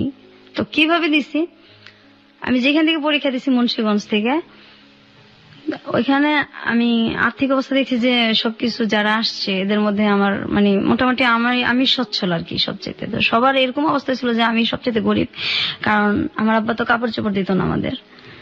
তা আমার 2-3টা জামা নিয়ে গেছিলাম, আর 1 জোড়া শুধু জুতা নিয়ে গেছিলাম। তো সেই জুতাটা ছিঁড়া যায়, আর এটা আমি ঠিক করতে পারি না। তা আমার একটা ভাই একদিন যেটা আমাকে পরীক্ষাটা দেওয়াইলো, ওরা আমি বলছি আপনার কাছে টাকা আছে, আমার একজন স্যান্ডেল কিনে দেন, পরীক্ষা দেওয়ার সমস্যা হবে। তখন আমার 3টা পরীক্ষা হয়েছে।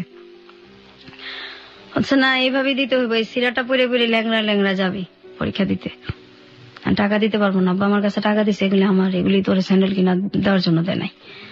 এখন কি করবো, আমার তো স্যান্ডেল নাই। আমি স্যান্ডেল রাইখা আমি খালি পেয়ে গেছি পরীক্ষা দিতে। ম্যাজিস্ট্রেট আমাকে বলতেছে যে তুমি খালি পেয়ে আসছো কেন, যে ফকির সেও তো স্যান্ডেল পরে আসে, পরীক্ষা দিতে আসছো, ভদ্রতা জানো না? পরে বলছি স্যার আমি তো মানে আমার স্যান্ডেল তো ছিঁড়ে গেছে, এর জন্য তো আমি স্যান্ডেল পরে আসতে পারিনি। ওই পরীক্ষাটা আমি দিছি, পরের দিনও আমি সেম ভাবেই গেছি। তখন ম্যাজিস্ট্রেট আমার সাথে খুব খারাপ ব্যবহার করছে, যে এটা কি তুমি স্যান্ডেল পরে আসবা না, পরীক্ষা দিতে আসছো, এটা কোনো কথা হইলো? আমি খুব কান্নাকাটি করছি। তারপর আমি অন্য মানুষের কাছে চাইয়া, তারপর মানুষের কাছ থেকে স্যান্ডেল চাইয়া নিয়ে আমি পরীক্ষা দিছি। আমার ওইখানে জামার অনেক কষ্ট করছে আমি, আমার বাসা থেকে কেউ যায় নাই, আর আমি একা অজানা একটা গ্রামে, আমি একদম একা, কাউরি আমি চিনি না, শুধু পরীক্ষা দিয়ে যে বাসাটা থাকা এদের সাথে পরিচয় যে হয়েছে, আর কাউরে চিনি না, কিছু চিনি না আমি। তো আমার বাসা থেকে কেউ যায় না বিধায় গার্জিয়ান না গেলে তো কোথাও কারো ভ্যালুই থাকে না। 7 দিন একাধারে শুধু ডাল দিয়ে ভাত খাওয়াইছে, আমার অনেক কষ্ট হয়েছে।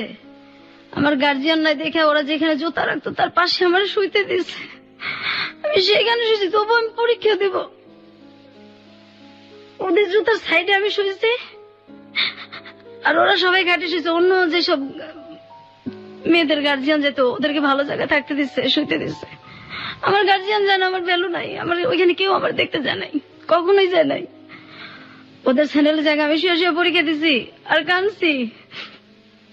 তারপর আমি পাশ করছি। আমি বলছি আব্বা আমি কিন্তু পড়বো, আমার আপনি কষ্ট করে পড়াবেন, আমি পড়বো। বলছে ঠিক আছে পড়ো। আমি খুব খুশি, কিন্তু আমার কলেজে ভর্তি করে না, কলেজে ভর্তি হওয়ার টাকাও দেয় না। আমি অনেক কষ্ট করে সব জায়গায় ভর্তির ডেট শেষ, অনেক কান্নাকাটি করে আমার আব্বুর কাছে, অনেক পায়ে ধইরা তারপর আমি ভর্তি হয়েছি। ভর্তি হওয়ার পর এখন আমার বই কিনা দেয় না, বই ছাড়া কিভাবে পড়বো। তারপরে অনেক কষ্ট করে পড়তেছি, যখন সবাই চলে যেত, ছুটি হয়ে যেত, ক্লাস যার যার এক এক সময় এক একজনের ক্লাস শেষ, যখন পুরা কলেজটা ফাঁকা হয়ে যেত, তখন আমি লাইব্রেরিতে যাইতাম। লাইব্রেরি স্যারের হাত ধরে কাঁদতাম যে স্যার আমি খুব গরিব মানুষ, সব শেষ হয়ে গেলে আমার আপনি একটু নোট করতে দিবেন, আমার তো বই নেই। আমার তখন মাত্র 6টা বই ছিল। স্যার বাকি বইগুলো আমি প্রত্যেকদিন এসে নোট করে করে নিয়ে যাবো, আমার আপনি একটু সময় দিবেন। স্যার বলছে ঠিক আছে তুমি নোট করে নিয়ে যাও। সবাই চলে যেত, তারপর আমি সন্ধ্যার সময় বাসায় আসতাম। এই নোট করে করে আমি পরীক্ষা দিছি। আমি একটা সাবজেক্ট খারাপ করছি, আমি অনেক কান্নাকাটি করছি, পরে আমার আর পরীক্ষাই দেওয়া নেই আমার আব্বা।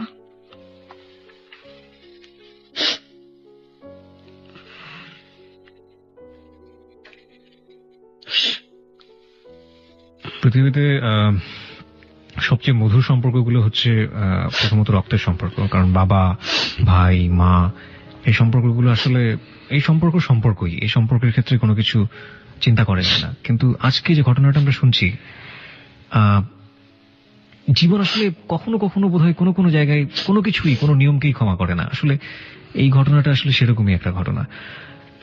আমরা কি আরো একটু সামনের দিকে যেতে চাই? আপনি যদি একটু নিজেকে সামনে রাখেন প্লিজ। প্রত্যেকটা মানুষের জীবনেই প্রেম ভালোবাসা আসে, আপনার জীবনেও কি এরকম কখনো এসেছিল? হ্যাঁ আসছে। আমি আরেকটু কথা বলে নেই। জি।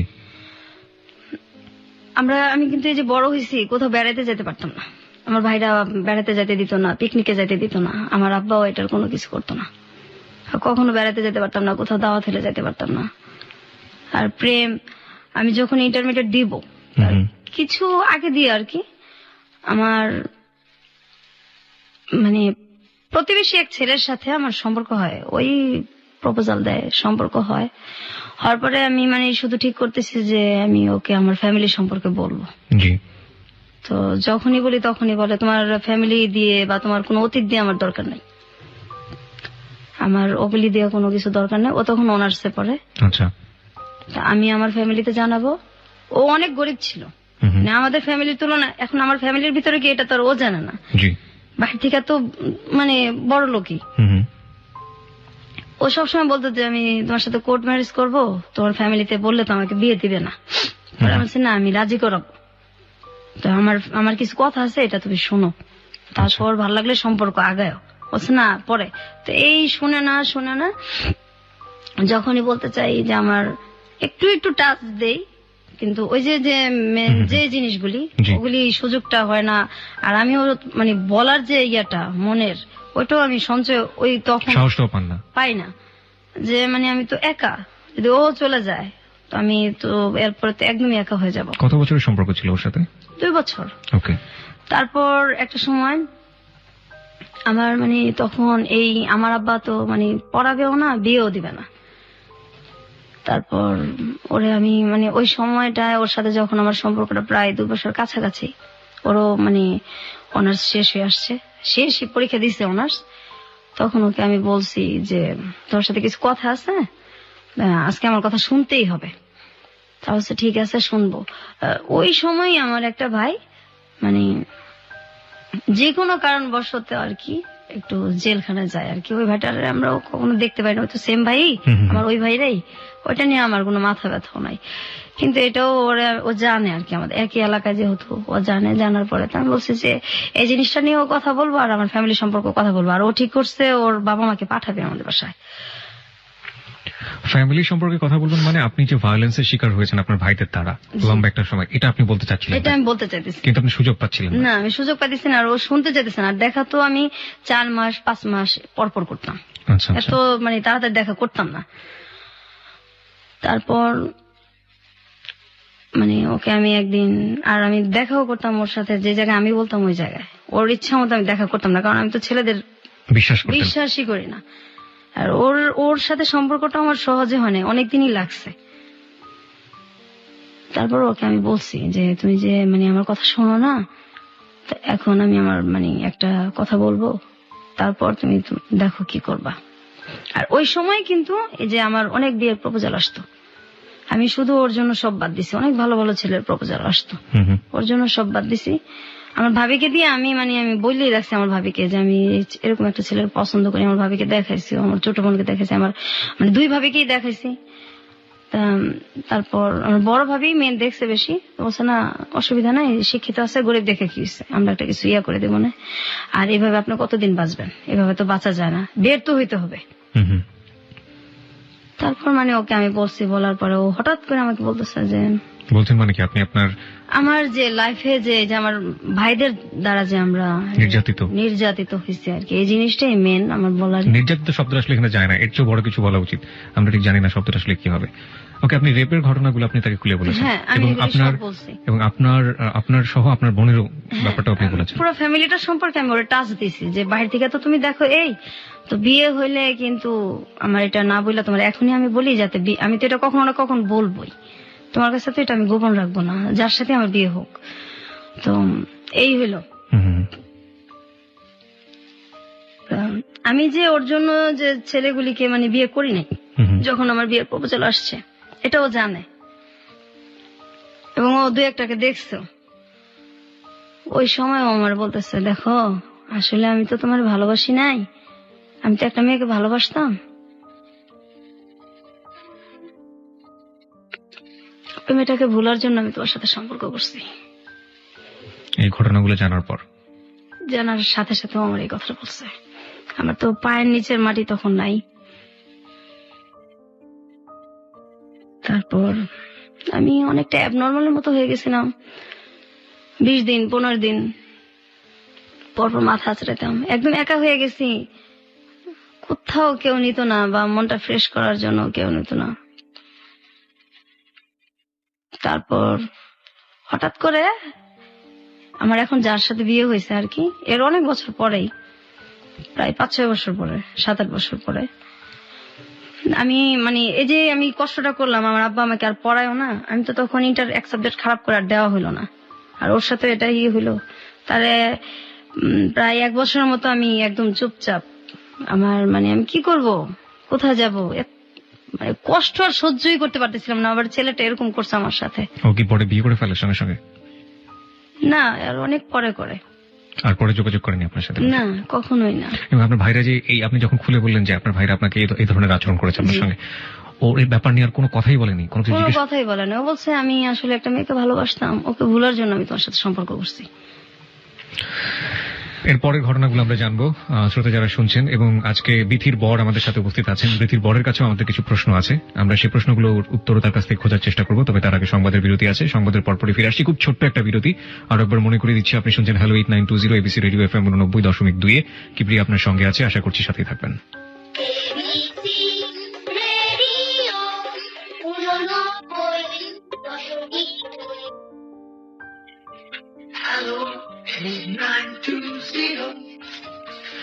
হ্যালো 8920 তে আরো একবার স্বাগত। 1:04 হচ্ছে সময়। কিপ্রিয়া আপনার সঙ্গে আছে, আর আপনি শুনছেন আপনার প্রিয় স্টেশন এবিসি রেডিও FM 89.2।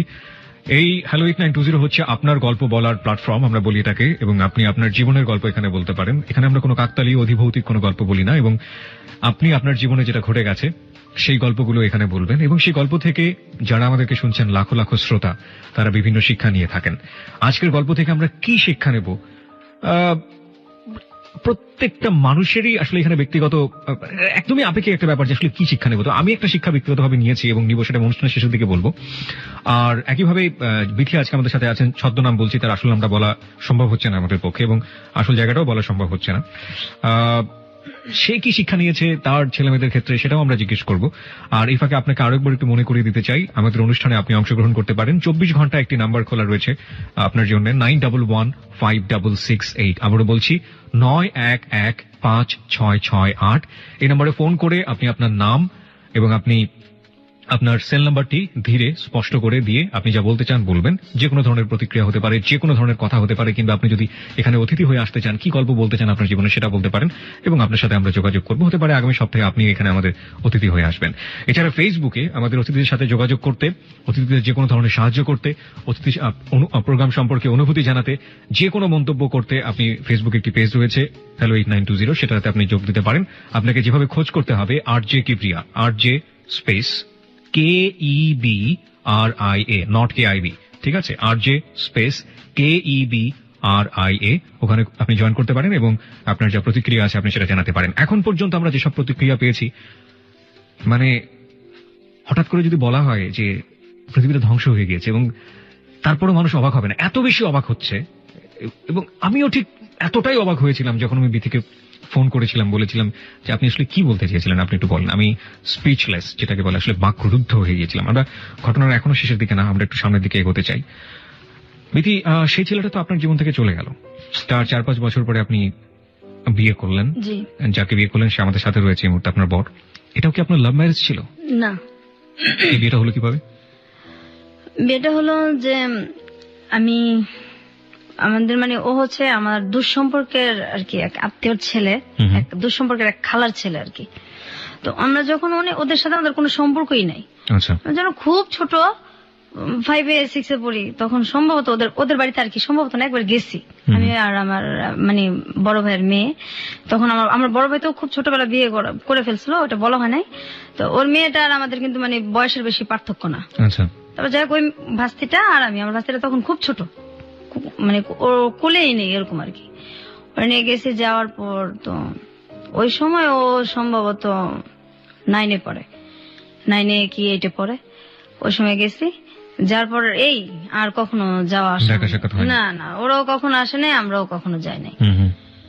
তো ও নাকি ওই সময় দেখে আমাকে ভাল লাগছে, ওই 9-এ পড়া অবস্থায় আর কি, ওইটা সে মনে রাখছে আর কি। তো এর মধ্যে হয় কি, আমি মানে আমাদের গ্রামে যাই একদিন বেড়াতে, যার পর আমার যে মানে চাচাতো মামা, ওটা সম্পর্কে ওরও মামা হয়। তো ওই মামা আমাকে আর কি বলতেছে যে তোমাকে মুখ আর কি আত্মীয়র ওই মানে ওর পরিচয়টা দিছে। আমি তো চিনি না, কারণ আমি ছোটবেলা একবার গেছি। জি। তো আমাকে খুঁজে কেন, কি জানি এমনি জিজ্ঞাসা করলো। আমার মাথায় তার কিছু আসে নাই, কারণ আমি তো তারা চিনি না, ছোটবেলা একবার দেখছি, ওটা তার মনেই নাই। তারপর হঠাৎ করে একদিন আর কি উনি ফোন দেয় আমারে যে আপনার নাম কি? হ্যাঁ আমার নাম এই। ওর আমার নাম বলার পরে আমি চিনতে পারি যে আপনার সাথে আমার কিছু কথা আছে। যে বলেন। আমি তো কথা আসলে ফোনে বলবো না, আপনার সাথে আমি দেখা করবো। আমি দেখতে এত খারাপ, আপনি আমার সম্পর্কে ভাই হন তো এমনি থাক না, কারণ আমি তো আপন ভাই দিয়ে ঘৃণা করি, আর কিসের খালাতো ভাই কিসের কি ভাই শব্দই আমার কাছে নাই, তো আপনি আমার সাথে কেন দেখা করবেন? সে একটু কাজ আছে আমার মানে আমি দেখা করবো না আর কি। তারপর অনেক দিন আমাকে মানে অনেক দিন ফোন করছে, প্রায় 2 মাসে ফোন করার পরে, খুব রিকোয়েস্ট করার পরে তারপর আমি ঠিক আছে আমি দেখা করবো আপনার সাথে। তারপর আমি দেখা করছি, করার পর উনি বলছে যে আমি আসলে আপনাকে তো সেই ছোটবেলা দেখছি, তো আমি তখন থেকে ঠিক করে রাখছি আমি বিয়ে করলে আপনাকে করবো। বলছে না আমাদের ভাই বিয়ে করা যাবে না, আমি বিয়েটা করবো না, কারণ বিয়ের শব্দটাও ঘৃণা করি। ছোটবেলা ওই যে আমার একবার বিয়ের ইয়েটা হয়েছে, তারপর থেকে বিয়ের শব্দটাও ঘৃণা করি, আর আমি এগুলির মধ্যে নাই, আর বিয়েটা করবো না। আর আমার আব্বা তো মানে বিয়ের টাকা খরচ হবে, বিয়ের মধ্যেও নাই, আর আমার তো তখন মানে বিয়ের ইয়া না, আমার তখনও আমি কাঁদতেছি যে আমি পড়বো, পড়াশোনা করবো। হ্যাঁ আমার যে পড়া গ্যাপ গেছে, আমার যে একটু বয়সটা বাড়ছে, ওইটা আমার কিচ্ছু যায় আসে না, লজ্জাও লাগে না। আমি মেন হলে আমি পড়বো, তখন আমি পড়ার জন্য কাঁদতেছি যে কেউ যদি আমার সাহায্য করে তখন আমি পড়বো। তখন যে আপনি যদি পড়তে চান তা ঠিক আছে আমি পড়াবো, কিন্তু আমি আপনাকে বিয়ে করবো। ঠিক আছে আপনি বিয়ে করবেন, আমি তো বিয়েটা করবো না, এরকম কথাটা তো বলে চলে আসি, আর কথা হয় না। তো উনি আমার অনেকদিন ফোন দেয়, ফোন দিতে থাকে। এক পর্যায়ে আমি আমার ফোনটা মানে সিমটা আমি চেঞ্জ করে ফেলি। আমার ওই মামা তো আমার মানে আমার গ্রামে আমার ওই মামা আমার ফোন নাম্বার গুলি তো সবসময় নিত, ওনার সাথে আমার সবসময় কথা হতো। ওনার আমি বলছি যে আপনি ওনাকে কিন্তু কখনো আমার নাম্বারটা দিবেন না। জি। তখন আমার ওই মামা ওরে কি করে, আমার মামার আবার ও খুব ইয়ে করে বলে বোঝায়, তারপর ফোন নাম্বারটা দেয়। দেওয়ার পরে ও বলতেছে, খুব কান্নাকাটি করছে, আপনি ফোন চেঞ্জ মানে সিমটা চেঞ্জ করলেন, আমার তো আপনার সাথে কথা ছিল, আপনি এরকম করেন না। পরে আমি দেখেন আমি বিয়ে করবো না। অনেক রিকোয়েস্টের পরে তখন আমি বলছি যে আমি এরকম একটা মেয়ে, আমি আপনার বিয়ের যোগ্য না। তো বলছে আমি আপনার যোগ্য না, কারণ আমাদের দিক থেকে আর্থিক অবস্থায় ওরা মোটামুটি একটু কম আর কি, আর আমি যে ধরনের ছেলে পছন্দ করি আপনি সেটার মধ্যেও পড়েন না, আমি বিয়ে করবো না। আমি বিয়ে যদি করি আমার যেমন পছন্দ এমন করবো না, আমি করবো না। আবার এদিক দিয়ে মানে খুব চিন্তা করতেছি যে যদি সে আমার সত্যি পছন্দই করে, বিয়ে করতেই চায়, তাহলে আমার এটা শোনার পরে যদি সে ভালো লাগে তাহলে আমি চিন্তা করে দেখবো। আচ্ছা। কারণ আমিও এইভাবে আর বাঁচতে পারতেছিলাম না, আমার আর এইভাবে বাঁচা সম্ভব না। আমি এর মাঝে একবার এন্ডিল 2 বার মুখে নিয়ে আমি ফালাই দিছি, একবার ছোটবেলা আবার বড় হইয়া আত্মহত্যা করতে গিয়েছিলেন। তারপর আমি মাঝখানে আমি কিন্তু নেশাও করতাম, এটাও আমার বলা হয় নাই। আচ্ছা, কি নিতেন আপনি? আমি ফেন্সিডিল খাইতাম, আমার এক বান্ধবীর সাথে প্যাথেডিনও নিতাম। প্যাথেডিন পেতেন কোথায়? আমার ওই বান্ধবী নিয়ে আসতো। এগুলো নিতেন কেন? ভাল লাগতো না, বাসায় ভাল লাগতো না থাকতে। আচ্ছা। ও বলতো যে এগুলি নিলে এগুলি খাইলে কষ্ট ভোলা যায়। তো ওর সাথে এটা আমার বলা হয় না, কথা প্রসঙ্গে আমি বলতেও চাই না এই জিনিসটা এখন না ঠিক বলে আছে, ফেললাম। পরিষ্কার হোক, সবকিছু পরিষ্কার হোক। হ্যাঁ, তারপর আমি যে এই যে বান্ধবীদের সাথে যখন ঘুরতে যেতাম, আমি তো চাইতাম না আমার বাসায় আসতাম, আমার ইচ্ছা করতাম আমি রাস্তায় পড়ে থাকি। আমার বাসাটা আমার দোজকের চাইতেও খারাপ লাগতো, রাস্তায় পড়ে থাকি, আমার বাসায় ভালো লাগতো না। তো এই জিনিসগুলি আমি ওনার সব বলছি ফোনেই, এবং আপনি এই যে রেপের কাহিনী এটাও সব বলছি ওনাকে। আমি আমার কিছু বাকি রাখি আর কি, আমার ফ্যামিলির, আমার যে একটা প্রেম করছি সব বলছি। বলার পরে উনি হাসছে, বিশ্বাস করে নাই, বুঝছে না এগুলি কি মানে হয় তুমি না। আমাকে বিয়ে করতে চাও না সেজন্য এগুলো হ্যাঁ, বলছো? তুমি আসলে রাজি না তো এই জন্য এরকম করো, তোমার এগুলি কিছু আমার যায় আসে না, আমি তোমার বিয়ে করবো। বলছি না এগুলি সব সত্যি। তারপর যখন আমি খুব কান্নাকাটি করছি তখন উনি আর কি বিশ্বাস করছে এক পর্যায়ে, করার পরে বলছে যে এগুলি আমার কোনো কিছু যায় আসে না, আমার তোমার ভালো লাগছে, আমি বিয়ে করবো, বাস করবো। তা আমার বাড়ির কেউ রাজি না, আমি বাসায় এটা জানাইছি ব্যাপারটা, আমার বাসায় কেউ রাজি না। আমার দুই ভাবি তো আমার মানে আমার মায়ের ভালোবাসা আমার দুই ভাবির কাছ থেকে আমরা পাইছি। আচ্ছা। মা বলতে আমার ওই দুই ভাবি। অনেকে যদি রাগারাগিও করি, মানুষ তো বাবা মাকে এটা মানে বাবা মায়ের সাথে বুঝায়। জি। তা আমার ভাবিদের সাথে রাগারাগি করলেও তারা কখনো আমাদের সাথে রাগ করে থাকে না। আমার দুই ভাবি আমাদের রাগ কষ্ট সব বুঝে এবং বুকে আবার তুইলেই নাই, ভাবিরেই নাই। তারপর আমার ভাবিদেরকে আমি বুঝাইছি যে এইভাবে কতদিন আমি বাঁচবো, আমার এইভাবে বাঁচাও সম্ভব না। এই ছেলেটা এরকম, সবাই বলতেছে যে ছেলেটা পড়াশোনা বেশি করে নাই, আবার আমাদের সাথে আর্থিক দিক দিয়েও যায় না, এটা কিভাবে হইব। ফার্স্ট দেখেন এইভাবে আমি তো আর থাকবো না। আর ওর ছেলেটা আমার এত মানে চাইতেছে, তো কেউ রাজি না, কাউরে মানে আমি বাসার কনভিন্স করতে পারতেছিলাম না। তারপর এক পর্যায়ে ও আমার কিভাবে জানে আমার বড় বোনের হাজবেন্ডের ফোন নাম্বার নেয়, ওনার সাথে মানে খুব যোগাযোগ করার পরে উনি আমার আব্বাকে আর কি খুব রিকোয়েস্ট করে, উনি ওর সাথে দেখা করছে, কথা বলছে যে ছেলেটা যেমনই হোক, ছেলেটা ভালো, আপনি দিয়ে দেন, বিয়ে দিয়ে দেন। আর এদিকে আমিও আমার মানে বাসায় বলছি। তারপরে এক পর্যায়ে বিয়েটা হয়। তো বিয়ে হওয়ার পরেও মানে আমি ওদের বাসায় অনেক কষ্টে ছিলাম, এখন তো একটু আলাদা হয়েছি। ওর মা আর বোনের, ওর বাবা নাই। আচ্ছা, আমি এই প্রসঙ্গে আসতে চাই, আমি একটু আপনার বরের কাছে যেতে চাই। আপনি অনেকক্ষণ ধরে বসে শুনছেন এবং মাঝে মাঝে চোখ মুছছিলেন আপনার ওয়াইফ যখন কাঁদছিল।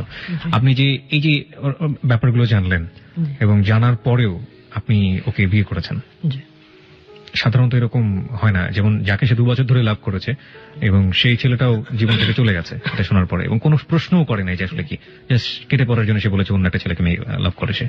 তো আপনি কেন তাকে বিয়ে করলেন? আমি করলাম তার কারণ হচ্ছে আমি আসলে তাকে ভালোবাসি, ছোটবেলা থেকে দেখছিলাম একবার, তারপর থেকে আমার মনের মধ্যে ওর জন্য একটা জায়গায় তৈরি হয়েছে। তো যে কথাগুলো ও আপনাকে বলছে, আপনি যখন মানে প্রথম যখন কথাগুলো আমাকে বলছে, আমি তো বিশ্বাস করতে পারিনি। এটা বিশ্বাস করার কথা না, জি, কারণ বাবা মা এরকম হয় বা ভাইরা এরকম করতে পারে, এটা তো ভাবাই যায় না। আমি প্রথমে শুনে তো প্রথমে এটা আমি ওইভাবে নিই না, আমি প্রথম ভাবতে পারছি যে ও আমাকে পছন্দ করে না, বিয়ে করতে চাচ্ছে না, এই জন্য হয়তো আমাকে মিথ্যা কথা বলতেছে। যখন এক পর্যায়ে খুব কান্নাকাটি করলো, সত্যি কথা বলে মানে বুঝাইতে পারলো, তখন আমি তো মানে নিজেই হতভম্ব হয়ে গেছি, এটা কি করে হয়, আপন ভাই এগুলি। তো আমি পরে বললাম যে দেখো ভাই, ওইটা একটা অ্যাক্সিডেন্ট বা একটা দুঃস্বপ্ন মনে করতে পারো তুমি, ওইটা নিয়ে আমার কোনো মাথা ব্যথা নেই, কারণ এখানে তোমার কোনো দোষ ছিল না, তুমি পরিস্থিতি শিকার। ওইটা আমার কিছু যা আসে না, আমি তোমাকে ভালোবাসি, যে কোনো কিছু বিনিময়ে তোমাকে চাই। ভাইদের মুখোমুখি যখন আপনি হন, আপনার ফিলিংসটা কি হয়? সে তো আপনাকে বলে বোঝাতে পারবো না। যদি আল্লাহ তাআলা আমাকে ক্ষমতা দিত, এই বিচার মনে আমি নিজে হাতেই করতাম। আচ্ছা বিধি, আপনার কাছে একটু আসি। আপনি এখন আপনার সেই বাপের বাড়িতেই আছেন এবং আপনি নিচতলায় থাকেন সম্ভবত, রাইট? হ্যাঁ, এটা আমি যে কয়েক মাস আগে আসছি। আমি তো অসুস্থ। কেন আসছেন? আসছি, আমি খুব অসুস্থ থাকি। আমার মানে ওই যে আমার শরীরের যে থাইরয়েড, এটা সম্পূর্ণ শুকিয়ে গেছে। টেনশনে আমার ডায়াবেটিস হয়েছে, আবার হাই প্রেশার হয়েছে, এত অল্প বয়সে, সব টেনশনের কারণেই হয়েছে। তো মাঝে মাঝে এত অসুস্থ হয়ে পড়ি যে আমি মানে রান্না বান্নাও করতে পারি না, এরকম অবস্থা হয়। তো কাছে থাকলে আমার 2টা ভাবি আছে, ওনারও খুব ভালোবাসে, ওনারা আমাকে দেখে। আপনারা যে বাসাতে থাকেন সেখানে কি আপনাদেরকে ফুল ফ্যাসিলিটি মানে যে সুযোগ সুবিধাগুলো দেওয়া হয়? মানে আপনার শ্বশুর কি দেয় সুযোগ সুবিধাগুলো? না না না, কোনো আমার ভাইদেরকে যেভাবে দেখতো আগে থেকে ওইভাবেই দেখে। আর আমি তো এই বাসাটা যে ভাড়া নিছি, আমাকে ভাড়াও দিবেন আমার বাবা। মানে আপনাকে ভাড়া দিতে হয় নিজের বাড়ি? অবশ্যই। আমার ভাইরা থাকে 2 ফ্ল্যাট নিয়ে, ভাইরা 2টাও থাকে। তারা কারেন্টের বিলও দেয় না বা ভাড়া তো প্রশ্নই আসে না, যেখানে বিলটাই তাদের কাছ থেকে নেওয়া হয় না, কিন্তু আমার কাছ থেকে সবই নেওয়া হয়। এবং আমি যে ভাড়াটা নিছি এটা অনেক রিকোয়েস্ট করে নিছি, আমার আব্বা আমাকে ভাড়াও দিবে না, আমি খুব রিকোয়েস্ট করে, খুব কান্নাকাটি করে তারপর ভাড়াটা নিছি, আমাকে দিবে না এখানে ভাড়া। আর আমার ভাইরা তো বলছে অনেক আগে যে মানে আমি একদিন বলছিলাম যে ওদেরকে দিলে আমাদেরকে দিবেন না, এখন তো আমরা বড় হয়েছি, এত কষ্ট এখনো দেন, আপনিও তো একসময় মারা যাবেন। আমার ভাইরা বলছে যে এই চোখ দুটো উঠায় ফেলবো আর তাই না ছাদের মধ্যে রোদ্রে দিয়ে রাখবো, এই বাসার তুই কে, কোনো কথা বলতে পারবি না এই বাসায়, আর এই বাসার তোরে আর মানে আর আমার ছোট বোনটারে কিছু দেওয়া হবে না, কে তোরা কে এই বাসার। আমার আব্বার সামনেই বলছে। আরে আমার আব্বার সামনে এটা তো নতুন কিছু না, আগে থেকে তো এর চেয়ে তো অনেক কিছুই হয়েছে। আপনি এখন আগের চেয়ে অনেক স্বাবলম্বী বলতে পারি, কারণ আপনার হাজবেন্ড আছে যে সবকিছু জানে, আপনাকে লাভ করে, আপনার হাজবেন্ড রোজগার করে, তার রোজগারের পাশে আপনাদের সংসার চলে, সুতরাং আপনি আপনার বাবার উপর ডিপেন্ডেন্ট না। অবশ্যই। এখন যদি আপনাকে বলা হয় যে আপনি আইনের দ্বারস্থ হন এবং আইনের দ্বারস্থ হয়ে আপনার যে অধিকার সেটা আপনি আদায় করে নেন, আপনি সেটা করবেন? না, আমি করতে পারবো না, কারণ তাহলে আমার যে ভাইরা এই সমস্ত কাজগুলি করছে তারা মোটামুটি ভালো ফর্মে আছে, তো আমার হাজবেন্ডকে হয় মারে ফেলবে না হয় আমাকে মারে ফেলবে, আমি থাকতে পারবো না, বাঁচতেও পারবো না। এবং আমি যে এখানে আসছি এটা যদি জানাজানি হয় তাহলে যে আমার কি হবে আমি চিন্তাই করতে পারি না। এই রিস্কটা আপনি কেন নিলেন? আপনি কেন এত বড় জানার পরেও আপনি কেন রেডিওতে এসে লাখ লাখ মানুষের সামনে আপনি আপনার জীবনের কাহিনী বললেন? আমি মেন আসছি আমার ছোট বোনটার জন্য, যে আসলে একসাথে বড় হয়েছি, ওর কথাগুলি রেজিস্টার না আনলে আমারটাও চলে আসে, এই কারণে হয়তো আমার গুলিও বলা হয়ে গেছে। আমার ছোট বোনটার জন্য আসছি, আমার ছোট বোনটার জন্য আমি অনেক জায়গায় গেছি, ওর চিকিৎসাটা হোক। ও যে মানুষ এটা তো ভুলেই গেছে, যে ও যে মানুষ, ওর যে বাঁচার অধিকার আছে, ও তো মানুষ। তো ওর জন্য মানে যদি কেউ ওর চিকিৎসার জন্য সাহায্য করে, বা ওর যে কষ্টটা, আমার যে কষ্টটা, এটা মানুষ জানুক। আর আপনি যেভাবে মানুষের ধৈর্য সহকারে যে কথাগুলি শুনেন, আমি তো আমার হাজবেন্ড ছাড়া কাউকে এগুলি বলতে পারিনি, আর আমার ভাবিরা ছাড়া। তো আপনার কথা শুনে আমার খুব ভালো লাগছে, আমি চিন্তাও করি নাই যে আমি মানে কেন যাব কি করব, আমার ভালো লাগছে, আমি চলে আসছি। কিন্তু যখন আমি জানিয়েছি যে আমি আসবো, তখন আমি চিন্তা করছি যে দিলাম আমি কথা বলতে পারবো, আর বলার পর আমার কি হবে, এই চিন্তাটা আমি পরে করছি। তো এখন আমি আমার মেন আমার বোনটার জন্য আসছি। আর আমার মানে মানুষ তো সবাই প্রেমের কথা বলে, যে পরিবারে যে কি মানুষ যে কি কষ্ট নিয়ে বাইচে আছি, আমরা এখনো বাঁচতেছি। আমি এখনো কিবরিয়া ভাই ঘুমাইতে পারি না, এত বড় হয়েছি। দিনের বেলা আমার হাজবেন্ডকে জিজ্ঞাসা করেন, কখনো ঘুমাই না, রাত্রেও আমি 4টা পর্যন্ত প্রত্যেকদিন সজাগ থাকি, 4টা 3:30। আমার মানে কোন শব্দ পড়লেই মনে হয় আমার ভাই বোধহয় আসলো, এই বোধহয় আমার গায়ে হাত দিল। আমি এখনো ঘুমাইতে পারি না, আমি এখনো ঘুমাই না। আমি ক্লাস 6-7 এর পরের থেকে আমি কোনোদিন দিনে ঘুমাই নাই, রাত্রেও আমি ঘুমাই না। রাত্রে আমার 2:30-3টা, আর আমার বোন তো ঘুমাই না। আমার বোন সারা রাত বসে থাকে, সারা রাত কান্নাকাটি করে। এই যে এত নামাজ চেষ্টা করি পড়তে, আল্লাহর কাছে এত কান্নাকাটি করি যে কত মানুষের বিচার হয়, এদেরও বিচার হয় না, আমার বোনটারও লাইফটা চেঞ্জ হয় না।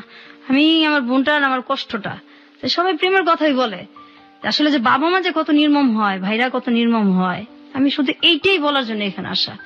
আর আমার বোনটা যে অসুস্থ, কেউ যদি সহযোগিতা করে আমার বোনটার জীবন হয়তো চেঞ্জ হইতেও পারে। আজকের এই গল্প শুনে আমাদের শ্রোতারা কি শিখবে সেটা একেবারেই তাদের ব্যক্তিগত ব্যাপার। তবে একটা প্রশ্ন আপনার কাছে আমার আছে, এবং সেই প্রশ্নের উত্তরটা আপনার কাছে আসলে আমার মনে হয় সেটা তাদের জন্য অনেকখানি সহজ হয়ে যাবে ব্যাপারটা, শেখার ব্যাপারটা। আপনারা এখন পর্যন্ত নিঃসন্তান দম্পতি, জি, আপনাদের সন্তান হয়নি, এবং নিশ্চয়ই ভবিষ্যতে পরিকল্পনা রয়েছে আপনাদের সন্তান হবে, ফুটফুটে সন্তান হবে। আপনার পরিবারে আপনি ছেলে মেয়েকে কিভাবে মানুষ করবেন?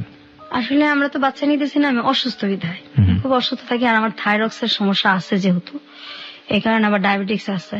আমি তো নিজেই অসুস্থ, বাচ্চাটা আমি কিভাবে পালবো, আমার মা নাই। তো তারপরে বাচ্চাটা নেওয়া যায়, আমি নিতেছি না, অসুস্থ। আর যখন আমি আরেকটু সুস্থ হব, তখন যদি বাচ্চা নেই, আমার বাচ্চা আমি তো এভাবে মানুষ করবো না। আমি আমার আর্থিক অবস্থা যেমনই থাকুক, কিন্তু আমার বাচ্চাকে আমি বুঝতে দিব না যে ভালোবাসার অভাব।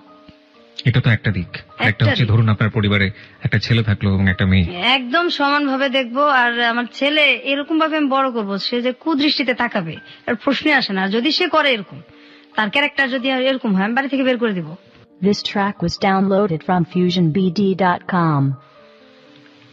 আমি একদম বাড়ি থেকে বের করে দিব, তার কোনো পরিচয় আমি কখনো দিব না। গল্পটা এখানেই শেষ। আপনাদের দুজনকে অনেক অনেক ধন্যবাদ।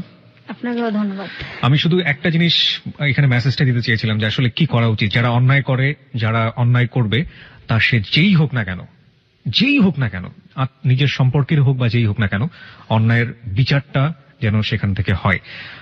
আমার মনে হয় লাস্টে বিথি যে কথাটা বলেছে সেটাই আসলে হওয়া উচিত ছিল, এবং হলে হয়তো এই ধরনের ঘটনার জন্ম হতো না। বিথি তার পরিবার থেকে বাইরে এসে বিভিন্ন জনের সাথে মিশেছে এবং যে কারণে সে আজকে স্বাভাবিকভাবে এখানে এসে গল্পগুলো বলতে পেরেছে।